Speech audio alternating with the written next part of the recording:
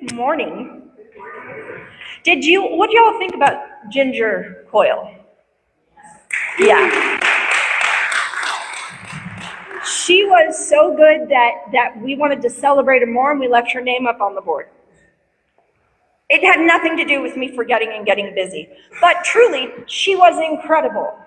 She was really incredible. Today she is in Beverly Hills with Reverend Dr. Michael Beckwith, doing a piece at Agape Live. I think she only gets like one song, which is a shame because everyone would really dig her, right? When she's done, I believe she's on to Oregon next, and then from Oregon to Colorado. I think there's something in the middle there that I'm missing. But for anyone wondering if she's coming back, she would like to return next summer, but she would rather fly. I can't imagine why she wouldn't want to drive across the country with 2 kids. But yeah, she would like to fly. So let's all spend the next 11-ish months or so holding that vision and that intention that Ginger Coyle and her kids will return next summer on the wings of a wonderful airline, just in time, here it is, just in time for exactly the right person's amazing ears to hear her so that she can be placed on the path toward her first Grammy. That is my dream for her. I let her know my dream last night. She said, "You are ambitious." I said, "Amen." I would love it if you would join me in that intention and see what comes to pass. Now, if you bought any of her shirts or jewelry or anything, that'll make holding that vision a lot more powerful. I'm actually wearing, these are a prototype that she made while she was staying here with Gigi. She said, I bought some more supplies because she makes all those bracelets by herself. She like pounds the letters in with a hammer and a die cast. And she said, "Oh, I made you something." And these earrings, they're spirals and they say, "Be the love."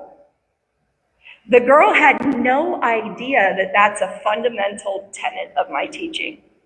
She had no clue, which to me means that Spirit is saying, once again, I really am here with you in all of this all the time. Which brings us to the reason that I'm up here. This is talk 3 of our series on faith and truth. And this one has to stick with you. I had to make this one big because I'm going to be away next Sunday and the following. I will be on a big ship in the middle of the ocean. But our gong ringer, Marvin, he will be speaking next week, and he's got something incredible planned. And the following week, Reverend Dr. Jerry Troyer will be here, and we're all so excited to see him because Jerry Troyer is a pretty cool guy. And if y'all who've been not here for very long, if you haven't met him, come and meet him. He's extraordinary. He is the president of Anton, and he deserves it. And while I am thinking of my vacation, okay, so last Sunday of the month is supposed to be Communion Sunday, right?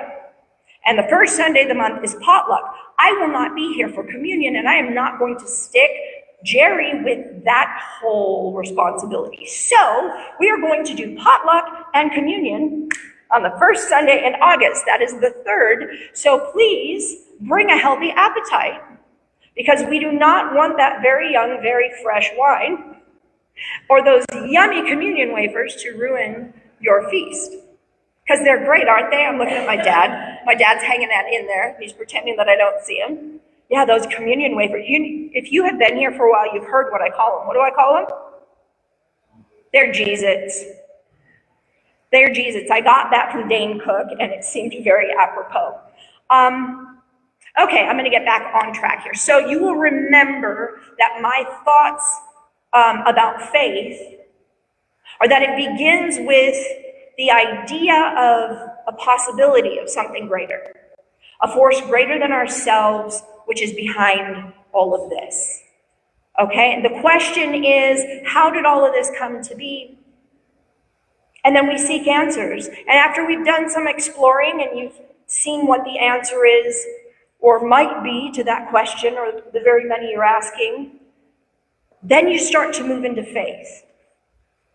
And that's a choice, right? It's where we choose to say, you said that you know that there's something big behind all of this, and because I think you're trustworthy, because you make a convincing argument and you seem to have a deeper understanding of this, I'm going to have faith that you're right. But to me, that is also fallible. It's like strapping on a backpack in a plane, and that backpack is labeled parachute, and then you jump from the plane because you have faith that your little backpack contains an actual parachute. So you are willing to take the leap, but it might not, right? And if it does, it still might not open or be functional. And if you're being really honest with yourself, you probably already considered all of those possibilities, but you still took the leap, right? So faith really is kind of the beginning in my perspective, but we want to go further. So belief, to me, and this has been argued, people are like, no, faith is bigger, no, belief is bigger. I'm going with this map. You can agree to disagree, call whatever word you want, okay? Belief is further than faith. Belief says kind of what faith says, but it's deeper. It says, I had faith before. You told me what to believe is true. And because I trust you, I was willing to take your word at face value, but now I've seen evidence for myself. So I believe that there is something greater behind everything. But again, belief, which in my opinion is stronger than faith, it's also kind of shakeable. Have you ever asked somebody what time it is or where something is, and they said, I believe it? Yeah? Okay. Have you ever had one of those moments where somebody said, I believe it, and then be wrong? Yeah. Like faith, belief is a choice to a certain degree. I mean, there's evidence. And that backs up your conviction. But when other people tell you that it's not real, that shiny, strong belief can kind of dim little by little. I can remember that when I was a kid, right here at Barnhart, I believed with all of my heart that Santa and the Easter Bunny and the Tooth Fairy were all very real. And I had evidence to show for that, right? I had tons of gifts under every Christmas tree. I always had somebody nibble at the cookies that I left and drink the milk. Every spring, there was always a trail of candy or eggs or whatever that bunny loved. And at the end of that trail was a basket full of wonderful things. And when I would lose a tooth, in the morning there would be a few quarters where that tooth went. Parents? Quarters. I got quarters. I saw a video of a child who was very upset that she got a 20. And I thought, oh my, the Tooth Fairy will not be visiting you if you were in my family. But see, I believed remarkably. And my child's heart, which I shall never allow to age, I still believe in that kind of magic. But I remember very intimately going to school and having my classmates say that none of the three were real. And I remember how my beautiful, shiny, perfect belief dimmed just a little. No, they couldn't prove that none of them were real, but they planted seeds of doubt, which weakened my belief. It didn't break it, but it wasn't as strong. And if belief can be weakened that easily through simple words from our peers, then we need something even bigger. And what's bigger than believing? Knowing. Knowing is unbreakable. I know my name.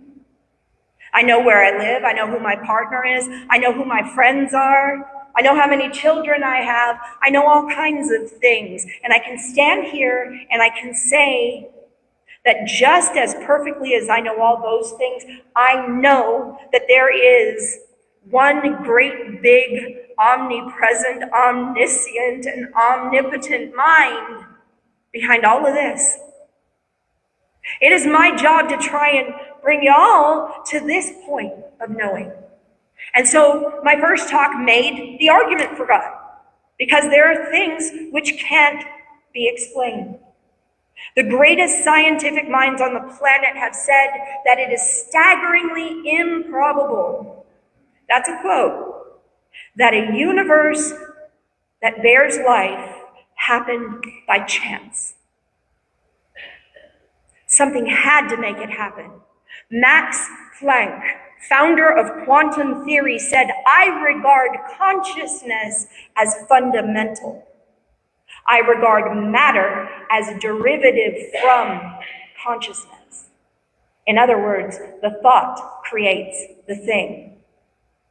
And last week, we talked about all kinds of things, some which might have sounded a little scary if you weren't listening. Okay? But the crux of it came out to this. To create a perfect world, we must not only recognize, but also step into, actively choose to step into oneness. There has been a unifying method in all of these talks so far, because the thoughts at the foundation of each have been echoed throughout the ages. And we've noted a bunch of those echoes in the forms of teachings from religions and philosophers and poets and all kinds of awakened minds, which are both contemporary and from thousands of years ago. First, we learned that the idea expressed in what we call the golden rule, right? Do unto others as you would have them do unto you. That appears literally in every major religion, every one of them, without exception. And then we looked at a deeper universal truth, the truth that the golden rule tries to get us to recognize, and that is, again, that truth of oneness.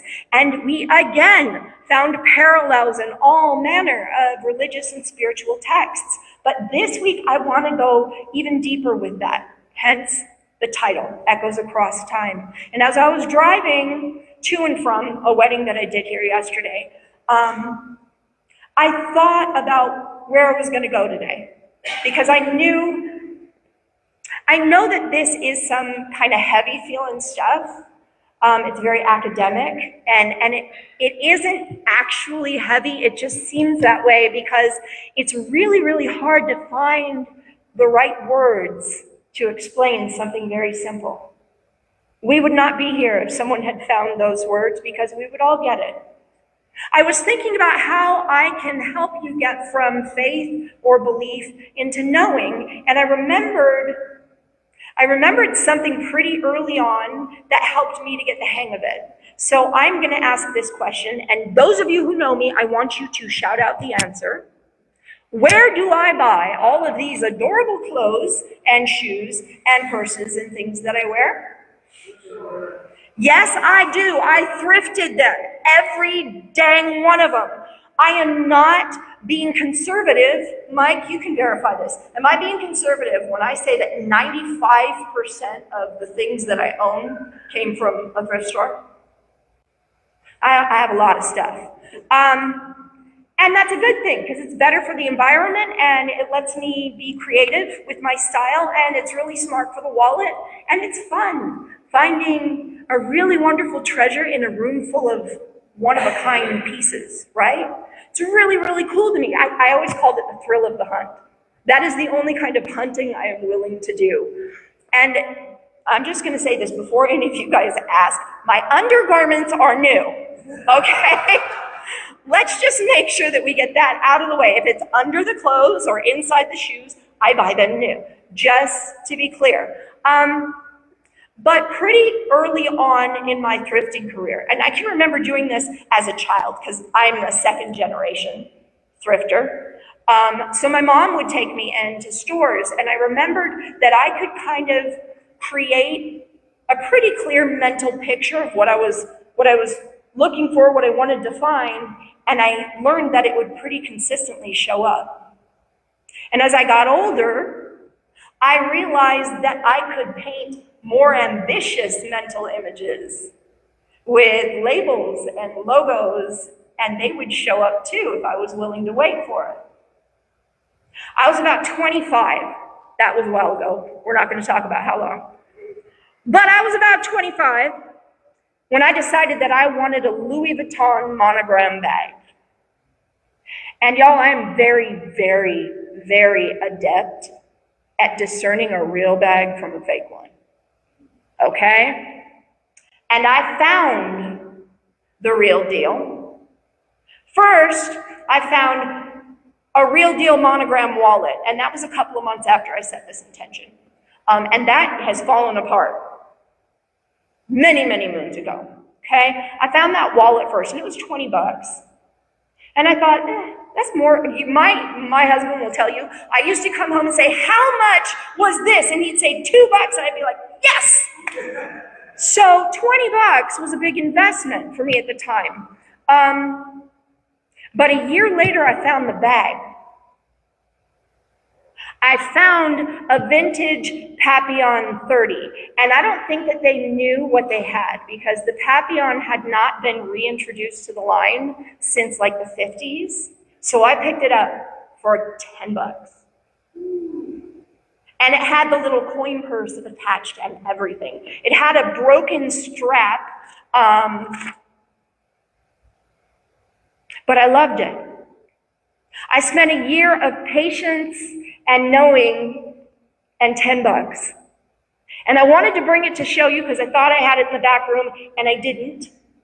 I went looking for it and I climbed. You didn't know that, did you? Poor Luke, our youngest son, is in there playing video games and yelling at people. And I am climbing up on things immediately next to him and he's doing this because there's a big shelf in there. I climbed all the way up, didn't find the purse. But since then, there have been, and you're going to verify this again, my darling husband, there have been literally countless designer bags and shoes and accessories, including several individual pieces worth thousands, which I have kept and which I really enjoy. And the most I have ever paid for any of them is $75. And I brought that one here today to show you. This is a $2,000 bag that I paid $75 for. And here's a wallet that I think I paid $6 for. And here's a little coin purse. Now let me tell you, this is fake. This was 25 cents. Okay? I know my stuff. And if I can manifest those things, that is proof. I had known for years that I could do the little stuff, but that little Papillon bag said that the universe could create things according to my design, regardless of what that design was or whose name was on it. And that is a universal truth. In Christianity, these are just three, like really brief examples, but in Christianity, I'm going to say it appears all over the place in the Bible, but I'm going to give you the short ones. Matthew 8:13, it is done to you as you've believed. Matthew 9:29, according to your faith, let it be done to you. Mark 11:24, whatever you ask for in prayer, believe that you have received it and it will be yours. In Hinduism, from the Bhagavad Gita, a man consists of his faith. Whatever is a man's faith, that he is. And I'm going to say this next one really slowly because I'll probably mess it up. And I may mess it up if I say it slowly anyway. But this is from the Brihadaranyaka Upanishad. If I messed up, you can tell me. This is what it says. You are what your deep driving desire is. As your desire is, so is your will. As your will is, so is your deed. As your deed is, so is your destiny. From the Islamic Quran, 13:11, indeed, Allah will not change the condition of a people until they change what is in themselves. From A Course in Miracles, projection makes perception. You see what you expect and you expect what you invite. A Lakota teaching is you become what you think, you attract what you fear, you walk in the world as you see it. The Navajo concept of ho'ojo, all things are connected.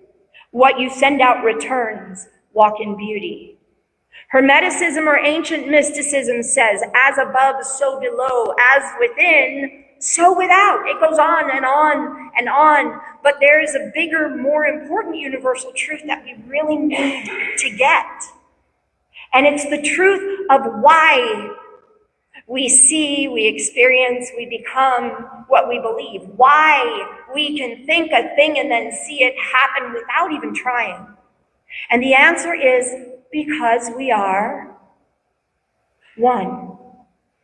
Not just we, the people of the world, not just we, the people and the animals, not the people and the animals and the plants, not we, the whole earth, but actually the entire cosmos is one. You're stardust, baby. I mean, that's pretty huge, right? And we dug pretty deeply into that last week, but see, that was just the beginning. We found all kinds of echoes through religions and philosophers and mystics and poets, but we still haven't found the first voice, have we? And an echo has to begin somewhere, right?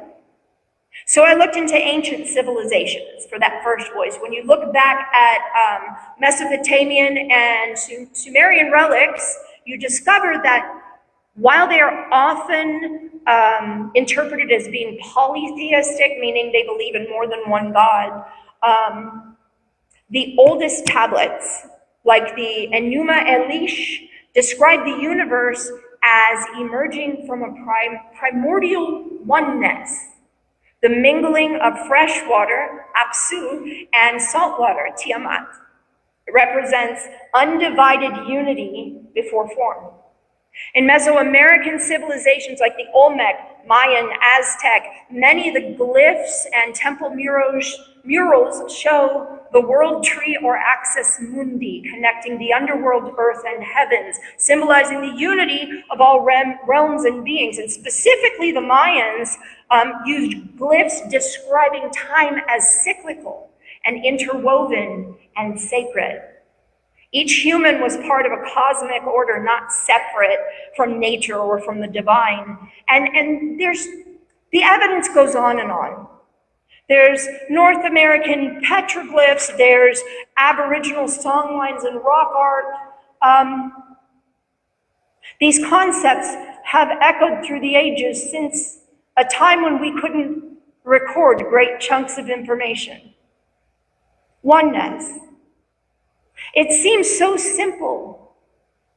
And yet all the beings of the world still, they believe that everything is separate and solitary and individual. I have a friend named Soria who I go to when my brain isn't braining anymore. When I'm busy writing and I hit a wall and go, what now? And Soria always seems to have something cool to give me. So they gave me a story. And I wanted to share it with you because I told her last night, I said, look, I see where I want to go, but I feel like I'm over-teachering it, you know? Like I need a ruler and glasses and I need to pace. So I said, I need something different. So she gave me this story. And I'm going to give you a heads up. I told her I would probably cry when I read it. So if you're the kind of person who cries with me, now is your time to grab a tissue. But here it is. She says, a young nurse, Sarah, worked the overnight shift in a hospice facility outside of Santa Fe.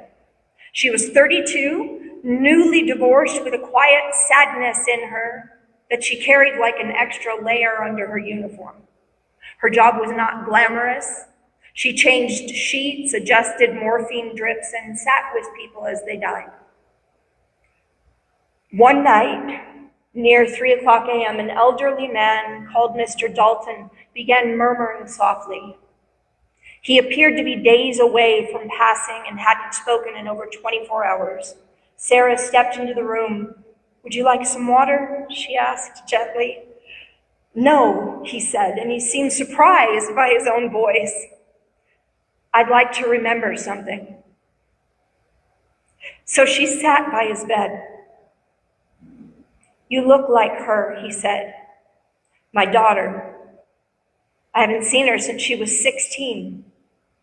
We argued, and I told her, dang it, and I told her that she wasn't mine in anger. It wasn't true, but I never saw her again." Sarah stayed silent. "I just want her to know I didn't mean it. I didn't mean to say she wasn't mine." And he began to cry, not loudly, but the kind of tears that fall quietly from the depths of the soul. And Sarah, without knowing why, reached out and placed her hand on his. And she said something she hadn't planned to say. She said, "She knows. She's right here." He looked at her, and in that moment, something shifted in the room. The air changed. "I forgive you," she said. "I always loved you, even when it hurt." She didn't know why she'd said it, but he smiled. A soft, knowing smile, and then an hour later, he was gone.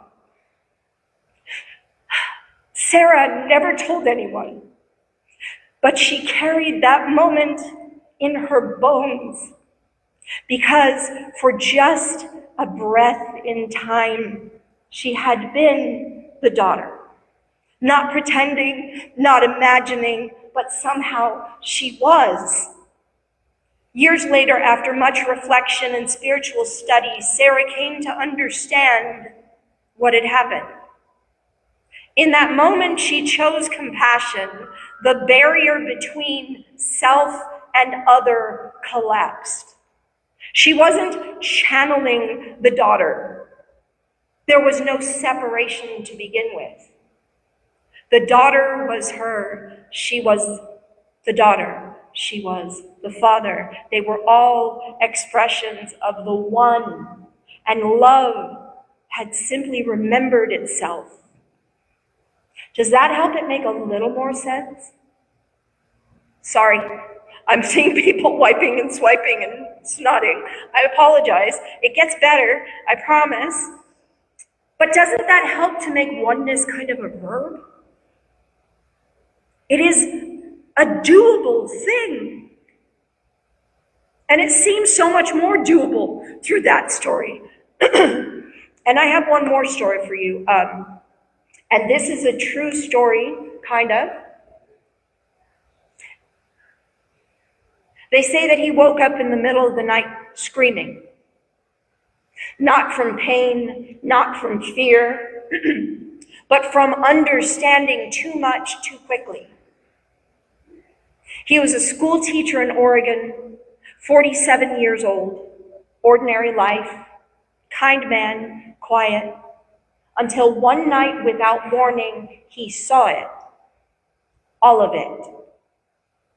It began with a dream, or what he thought was a dream. He was standing in a room full of people that he didn't recognize, but somehow knew completely.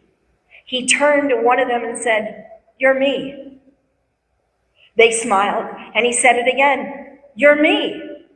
And the whole room erupted into laughter, not mocking, but rather beautiful, like a bell that had been rung for the first time in 1,000 years.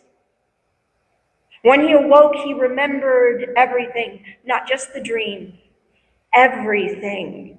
He remembered being born. not just as himself, but as 100,000 selves. He remembered being a woman in Bangladesh, luminous and hungry. He remembered being a Roman soldier who wept after battle. He remembered being a deer, a stream, a mountain. He remembered being a child who died at 5 in a bombed out city and seeing the grief of the mother who buried him. And he remembered being the mother. He remembered being the wind that passed over the grave. He remembered being the air that filled the lungs of every person in sorrow and every person in joy. He remembered being you and me and them. And he went to work the next day and he tried to explain it. He told his coworkers, we're not separate. I am you. I've just been playing a role. We all have. We are one consciousness, dreaming itself into form. Some thought that he was joking, and they laughed it off. Some thought that he'd had a breakdown or gone crazy and made the choice to start avoiding him. One woman cried, realizing that his words were true and not understanding why. Eventually, he stopped trying to explain. Instead, he just started listening more. When someone yelled at him, he listened for the pain behind it. When someone cried near him, he felt the tears as his own. When someone laughed across the room, it echoed in his chest. He became gentler, not because he was trying to be good, but because hurting anyone felt like hurting himself.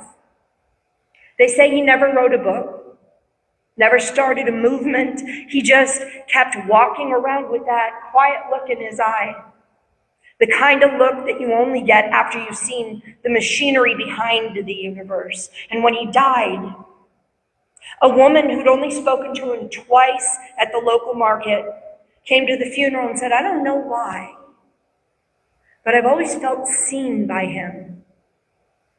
Like he knew me before I ever spoke. And the truth is, he did. Because he'd remembered what most of us have forgotten, that you are me, that we are one, and that there was never anything else.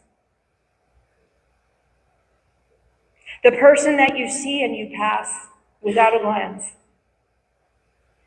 is you. That person you disregard, the person whose needs you ignore, the person whose hand you refuse to hold, the person whom you have exiled is you. Make it a verb. You don't have to believe that any of that happened. You don't even have to understand it. But if some part of you felt it, that part of you remembers. That part of you is already awake. And I'd like to close today with a prayer, so if you would please join me. Infinite Spirit, one life, one light. We stand now at the edge of mystery. Hearts open, minds stirred, souls remembering. Thank you for the whispers across time, for the echoes of truth that have been spoken through sages and songs, through glyphs and dreams, through strangers and silent tears. Thank you for this moment of remembering, for the still voice within us that says, I am you, you are me, we are one. May this remembering become our knowing. May this knowing become our way of being. Today we leave this space not as separate seekers, but as one awakened heart, walking together through time, space, and illusion until every soul remembers what we have glimpsed today. And so we walk in beauty, we speak in truth, and we live as love. And so it is. Amen.